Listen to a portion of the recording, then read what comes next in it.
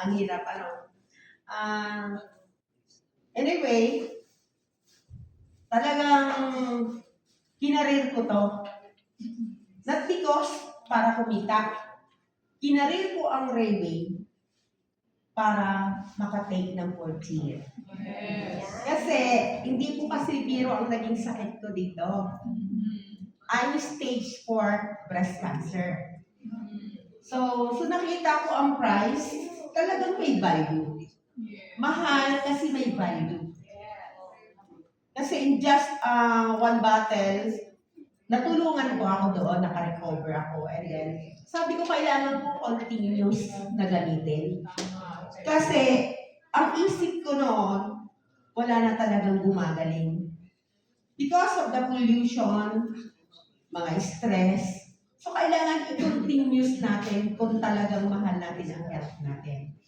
So, tinuloy-tuloy, at hindi biro ang struggle sa katulad ko na may health concern. And at the same time, mag-fight ng 1 star. Matagal po akong naging rising star para ma-free ng pag-take lahat ng RW ko. Hindi ko po yan ginagasto kung saan-saan. Kasi ang plan ko nga po ang makainom. Hindi ko rin kayang bilhin na income galing sa delight. So, in the morning, nagdi-delight ako at the same time, pag sinabi niya gumanda ako, i-reweight ko siya. Ayan. Ganon. Huwag kang papansin sa akin na good health ako. Kasi kita nila before ko eh. Although nagtitinda ako ng delight, dito ko nga po nakilala si Riway nang mabigyan po ako ng flyers, nang bumili lang sa akin ng delight. So hindi ko siya kilala. Kaya paano ako mabibili? Pasensya nga pala sa itsura ko kasi galing po kasi ako ng Sariaya. May inihit po kasi ako. And salamat sa Diyos dahil isang set na lang po kahapon, nakuha ko po. And then, ang 1 star ko po, nakuha ko siya in 3 years. So, ang railway hindi biro. Hindi basta-basta. Hindi madaling trabahuin. Iniiyakan ko pa talaga. Sabi ko, paano yung akyat ko dyan? Rising star ako. And then, ang diamond din po, hirap din po natin yan nakuha. Dahil nung nagkaroon ako ng sakit, only 1 bottle lang po ang kinaya ko. The rest nun, hindi ko na alam kung saan kukuha. Pero, God is good. Yes. Kasi, ginawa niya, prinibide niya through prayer. Sabi ko, sana naman kaya ako kukuha. And then, totoo pala talaga, sabi ng mga leaders before, na pag hinawakan mo pala talaga itong microphone na to, you will earn 6 digits. Sa kalagayan ko na yon, na may health concern, in pain, nung makatake ako ng 4th year na 1 bottle in just 4 days, hindi ko inisip ang susunod. Ang iniisip ko lang, dahil that time nakita ko ng nanay kong patay, nagyayaya na, kung hindi ko ito uubusin, pag namatay ako, sayang. Napaganda. Kasi the more na dinamihan ko, mas mabilis po natanggal ang 41.75 na lagnat ko, ang pain, ang maga, and then nabutas din po ang breast ko. So, yun, yung 1 bottle, ang sumunod, problema ko ulit. Sabi ko may ifan ako. Kinuha ko ulit yun, bili ulit ako ng another bottles. Sunod ulit, ang boss ko dati, nag-trick sa akin ng May. April nangyari sa akin eh. April 23 po ako nakainom. April 26, sumabog po yun. Pag May 5, yung butas na po yun, nag-regenerate, nawala po yung butas. And then, pagdating ng May 11, sorry po, sasabay ko po ang testimony para sa mga bago. So, pagdating ng May 11, kailangan ko na po ulit ng check-up sa doktor dahil biopsy and operation na po ang subject ko doon sa follow-up check-up ko. But, napakaganda dahil nung makita ng doktor, nasaan na?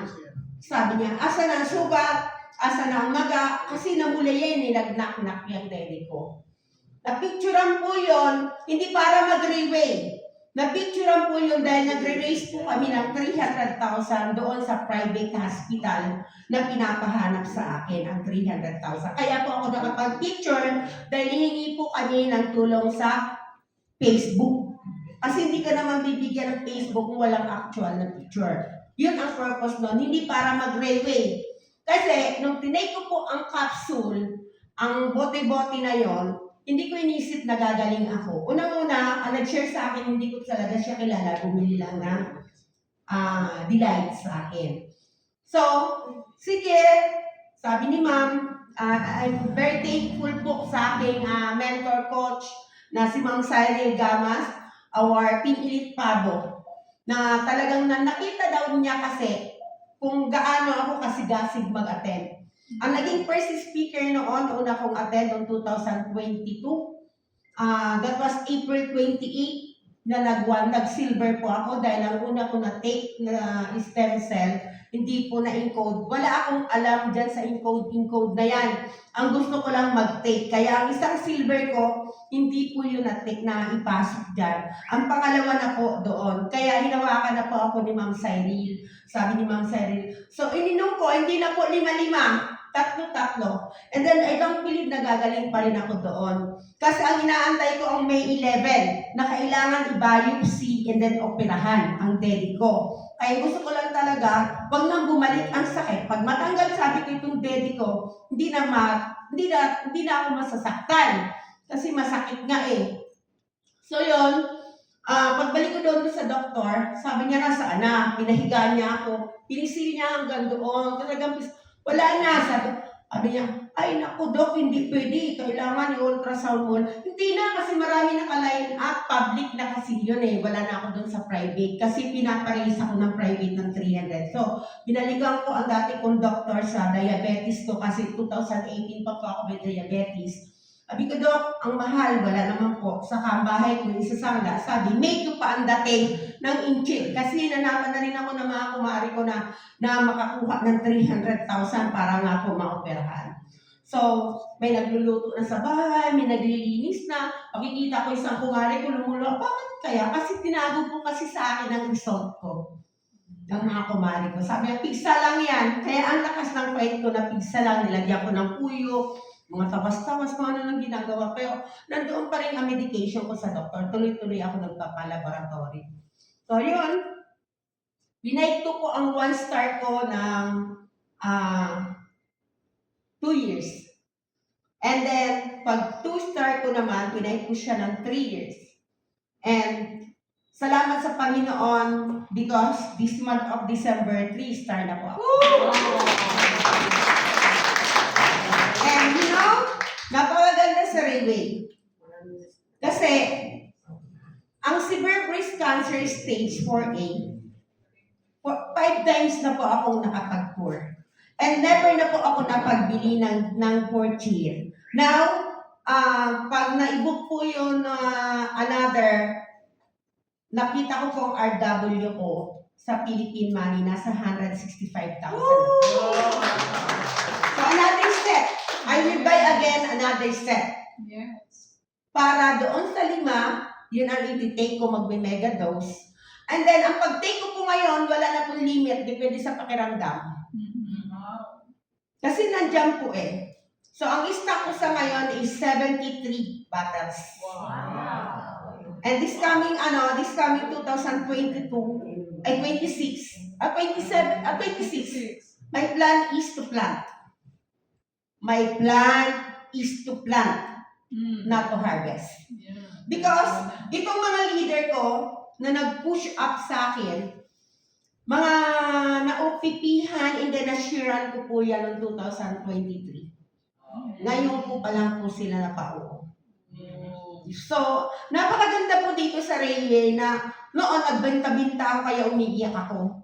Bakit sila nakaka 1-star? Sasabihan pa ako ni Sir Eros, naka 2-star ka dito po. So, nagkakaroon pa ako ng inggit na nalulungkot ako. Hawak ko ang testimony, ang product of the product. Pero hindi ko mahit ang 1-star. Hindi po talaga biro. Basta walang leader. Pero pag may leader po tayo, may grupo. Kaya sabi ni Ma'am Cyril, maghanap ka ng leader. Leader ang hanapin mo. So, nag-follow lang naman, lagi ko lang pina-follow si ma'am. Like today, dapat sabi ko, ma'am, hindi po ako makakapunta dyan kasi may hinahanap ako. Ano, nag-OPP ka? Basta ma'am, may hinahanap ako. Hindi kasi pag hindi ako sigurado, hindi ko sinasabi agad kay ma'am. Tapos, ayun, ay, bakit ano ginawa mo doon? Ayan ma'am, oh, pang-tapal doon sa isang set. Ayun, so, imagine, ma'am, dapat hindi pala ako pumunta doon. Pwede pa pala kasi maganda maaga po maghabol. Pag gusto natin mahingi tayo na rank, maaga pa. First week of the month, gawin na natin. Kaya, today is December 21. Bali, nahit ko na po yun. 3 star. And we started January 9, going to Bangkok, Thailand. Mag-attend po ng gala night, and we paid na po. And then reimburse po yan ng company. Imagine, di ba? Do you think kung ako na-operahan, nagkita pa kaya tayo? Grabe, di ba? And then napakaganda rin ang pagka-mega dose. Kasi sabi kasi sa akin ng nag-lecture, 2 sa umaga, 2 sa hapon. Nung makita ko apple, nung makita ko avocado, sabi ko, 100 apple, hindi na ako nakakakain kahit isang apple. Kasi wala na nga akong boses, kakain pa ng apple. And then, ang lagnat ko hindi na bumababa sa 41.75. Kinakain ko na lang oatmeal, birch tree, itlog, biniblender yan. Sinisip-sip ko na po ng straw na malaki na kulay itim. Yun na lang po ang pagkain ko in 2 weeks. Kasi nag-start po siya April 11. April 22, 20, ano na po ako nakakain? 24. Kasi 23 po ako nag-take ng porcher na 5 na gabi. Nakatulog ako. Then, pagka umaga naman, sabi ng anak ko, takot ang anak ko mag-mega dose. Kaya ako nag-mega dose ng 5 kasi nakita ko nga po nanay ko. Paano pag mamatay ako, sayang ng isang box. At least nadala ko kung sakali man mamatay. Pero I don't believe na gagaling. And then nakita ko doon ang apple. Ay, sabi ko, alam mo yung anak ko, nag-agawang pa kami. 2 lang ang pinainom sa akin. Sabi ng babae, iihi daw siya. Pagtalikod niya, inagaw ko, kinuha ko agad. Kasi nasa platito na sir ang 10 Kinuha, naku, ang anak ko, tinawag na niya mga ninong niya. Pagtayo ba kasi mama, magdilat-dilat na ang mata, tatakbuhin daw ako sa hospital. Ang anak ko pala, sabi niya, ma, alam mo, 10 o'clock pa lang wala ka ng lagnat. 7 o'clock tulog na po ako. So magdamag na po ako nung nakatulog. Pagkagising ko, nagulat ako dahil ito, ganun yan, itayo ko yan, tapos dumiretso na po ako ng CR. Samantalang hindi na po ako nakakapunta ng CR. So nagulat ko, ay bakit wala na akong lagnat, ganun. Ay bakit wala nang sakit ang likod ko, dito, namanhid ko na po kasi ito dito po. Diretso na ako ng CR, naghakbat na po ako. Sabi ko sa anak ko, bumili kayo ng manok, magsisigang tayo. Dahil nakain ko. Sabi niya, sabi ng babae, inom ka daw muna before meal. Binabantayan din ng anak ko ang OPP. So, ininom ko ulit ang 5. Ayun. Nangako ako doon na bibili ako ng isang box. I have 39,000. So, 10 muna binili ko. Ayaw pa nga ako bigyan. The next ko ang anak ko, sabi ko sa anak ko, sabihin mo, pag makatulog ako, bibili ako bukas ng isang box. Because I have 39,000 sa bahay. Napuhunan na dapat iiwanan ko yun sa anak ko. Kaya sa mga beginner po, pag mag-share po tayo, huwag tayo magpipresyo kasi hindi naman tayo nagbibenta. Kasi pag nagpresyo, kung ang tao na yun na nag-share sa akin, nagbili ng delay, sinabi ng presyo, hindi ko talaga siya tatawagan. Why? Ang 39,000 nakadesign para gagawin puhunan ng mga anak ko sa delay. Kasi iwanan ko na nga po sila dahil hindi ko na kaya. Ganun po. Salamat talaga, kaya ang laki na pasalamat ko doon kay Ma'am Des na nag-share siya, sabi niya, gawa ka sa stem cell, yung upuan mo nasira, na kahoy, pag nasira yung kahoy din, and then yung bakal, ang rainbow color mo, may tupi na yung bakal na hawakan, ay sira na yan, pag ni-repair yan, bakal din, ikaw, gawa ka sa stem cell, ang kidney mo, kung may kidney failure ka, kasi nung makita niya kasi, magaampa ako, and then yung manas ang mukha ko. Kaya, twice niya po akong niyaya dito sa mall. Sabi ko, ayaw ko niyan dahil supplement. Dami ko nang nainom na mga iba-ibang supplement. At alam mo naman, pag ang presyo ng supplement ang mamahal. So, kung mayroon kang ganung pera, isusugal mo pa ba? Siyempre, isusugal mo yun para sa mga anak mo, para sa iiwanan mo. So, una sa lahat, maraming salamat doon sa like Raymond Tong, Ma'am Loman Chen, si Ma'am, yung Chinese anong binondo? Ma'am Gemma Ang, na hindi silang nagsawa na mag-share. Kaya nakarating kila Ma'am Cyril, nakarating kila Sir Monondo, nakarating sa akin. Kasi kung hindi sila nagtiyaga, kasi ang hirap po talaga ng relay. Pero, pag nakapag-umpisa po tayo, ang pinakamahirap lang po ang 1 star. Ang hirap po talaga. Pero pag nakapasok na po tayo doon, and then makakuha po tayo ng right person. Kasi kailangan dito, 100 na OPP ang rejection dyan, isipin mo 100 din. Kasi kung 100 at iisipin mo kukuha ang 100 ay hindi ka tatagal sa railway. Masasaktan ka talaga. So, every time na nag-share po ako ng OPP sa tao, ang tingin ko sa kanya hindi ko kuha. Pero binabalikan niya ako. At hindi po ako pumapayag tuwing ina-appointment na po ako na kung wala siyang pera, sabi ko ako wala din pera, pero mag-try ka kahit 10. So, how much is the 10? Diba? So, mayroon ka na ngayon pang mobilization. Ganon. So, huwag niyo tatanggalin ang trabaho niyo. Kasi dito walang pinangakong kikita ng milyon. Ang ipinapangako dito, good health, and then mag-follow na lang po ang wealth. And then yung wealth na yon, mangyari gagamitin pa rin po ninyo sa health. Tama? Kasi aanhin mo ang wealth kung ang health mo ang mawawala. Mag-goodbye ka ngayon doon. Goodbye ka ngayon sa wealth. So, lagi natin ngayon priority, especially sa may mga health concern. Kaya, sabi ko kanina kay Ma'am, alam mo, you are blessed kasi wala kang katulad ko. Wala ka sa posisyon na katulad ko ginawa ang railway. Alam mo, nung nag-umpisa, actually, yes, sila Ma'am Cyril, hindi ko sila apply, inabot lang nila ako. Kasi ang apply ko, on and off. Pero ako kasi hindi ko siya tiningnan. Sabi ni Sir Joel, huwag kang tumingala, mapupuwing ka. Kaya, yuko lang pa talaga. Tinuloy-tuloy ko po, kasi nakita ko dito ang unang OPP, sabi ko, paano kayo English? Puro English si Sir Joel. And then, ang second speaker, unang attend ko po noong April na yun, nung magsabog na. Pero sugat pa. Kahit sugat pa po yan, nararamdaman ko pa, may kunti pa. Pero, from here, going to SMX, nilalakad ko yan. Tinatapos ko po ang from 3 o'clock ng hapon hanggang alas 10 ng gabi. Nilalakad ko yan. Rain or shine po yan. Kasi ang tuto ko, makainom ng 14. Hindi ako kaya painumin ng Delight. Because ang Delight, ang isang araw ko, swerte na maka 500 ako. So, paano ako painumin? Kakain pa ako, tutubig pa ako. May pinapaaral pa akong anak kong college. So, pinarabaho ko to.